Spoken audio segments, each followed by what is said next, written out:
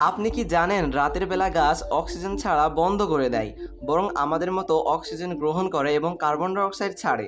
তবু কিছু গাছ রাতের বেলা অক্সিজেন দেয়, যেটা খুবই সামান্য। তাহলে এখন প্রশ্ন, রাতে আমরা বাঁচি কিভাবে? চলুন বিষয়টা সহজে বুঝি। দিনের বেলা গাছ সূর্যের আলো দিয়ে ফটোসিনথেসিস করে, অর্থাৎ কার্বন ডাই অক্সাইড নেয় এবং অক্সিজেন ছাড়ে। তাই তখন গাছ অক্সিজেনের কারখানা। আর রাত হলে সূর্যের আলো থাকে না, মানে ফটোসিনথেসিস বন্ধ। তখন গাছও আমাদের মতো শ্বাস নেয়, অর্থাৎ অক্সিজেন নেয় আর কার্বন ডাই অক্সাইড ছাড়ে। তাহলে রাতে আমরা বাঁচি কিভাবে? ভয়ের কিছুই নাই। গাছ যেটুকু অক্সিজেন নেয় সেটা খুবই সামান্য। আমাদের আশেপাশে বাতাসে এত পরিমাণ অক্সিজেন আগে থেকে মজুদ থাকে যে রাতে আমাদের অক্সিজেনের অভাব হয় না।